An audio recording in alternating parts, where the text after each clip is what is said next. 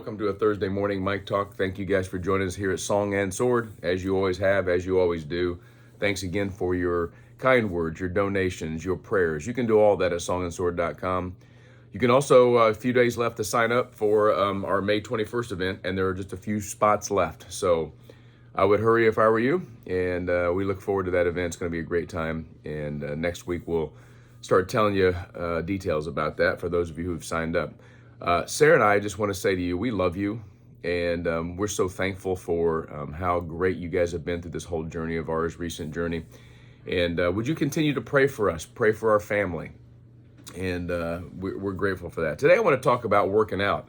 In fact, I'm getting ready to go and walk with Sarah. These days, I've been trying to walk 4 to 5 miles a day. And you know, I also have some free weights at the house that I mess around with. I used to be very intense about working out, lifting weights, running, those kind of things. And there is value to exercise. But today I want to talk to you about a different kind of training, a different kind of exercise. Did you know you should be in training? If you're a follower of Jesus Christ, you should be in serious training, actually. So here's the workout regimen for your day. Here's what Paul is writing to Timothy in his first letter to him. Remember, Timothy is his young son in the faith, like Titus was, and Timothy was in Ephesus doing ministry there. So Paul's trying to coach him up. Paul's an old guy, Timothy's a young guy, and he's saying, here's something you need to know. In verse 7 of chapter 4 of 1 Timothy, have nothing to do with the irreverent, silly myths. Rather, train yourself for godliness. For while bodily training is of some value, godliness is of value in every way, as it holds promise for the present life and also for the life to come. Train yourself for godliness. Bodily training is of some value. That word training there is a really, really cool word. It is the word gymnasia. Gymnasia, we get the word gymnasium from. Now, its root, gymnazo, literally, or gymnas, it means naked. Because as you may or may not know, the gyms back in the day, you did all the athletics and activities. I can barely talk today. I need some coffee. All the activities were done in the nude. That's the way you trained. That's the way you worked out. I don't want to focus on that too much, but there was exercise back in the day. They had the ancient sports of boxing and running and wrestling and all those kind of things. In fact, Sarah and I had the privilege one time we were in Greece to visit Delphi, or Delphi, if you've heard of the Delphi oracles.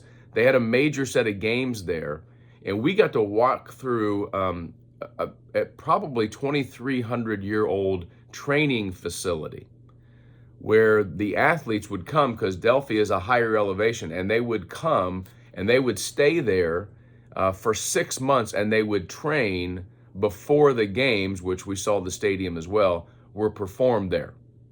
So training is very important for athleticism and for your physical well-being. But Paul's saying there's another kind of training that's more important. He's not saying, if you're going to the gym today, if you're listening to Mike Talk on the way to the gym, or you're going to go work out at some point, you're going to run or walk or lift weights or, do all the, whatever you're doing, any exercise you do, it's of some value.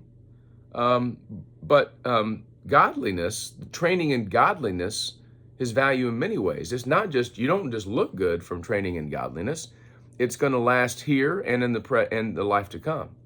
So what does training in godliness look like? Well, think of going to the gym. Think of your spiritual walk as your plan for working out. Do you plan it ahead? Do you get up every morning and do a certain routine? I hope that Mike Talks is a part of your easy calisthenics every morning, your stretching exercises to get ready for the day. Think of having a workout plan. Many of you do. Many of you think about it. What does that workout plan look like in the spiritual sense? If you were to say, okay, here's how I'm going to get rid of my spiritual flabbiness. Here's how I'm going to build some spiritual endurance. Is it, I'm going to pray these times a day. I'm going to read the Bible this much every day.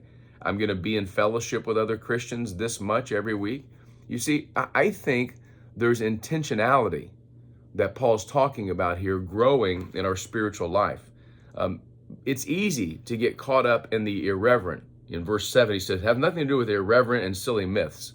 It's easy to get out of the habit of training for righteousness. But Paul says today, hey, get in shape. And the way you get in shape is to start training. So today, I hope that you spend some time in the gym, in the spiritual gym, the Bible, prayer, fellowship with other people.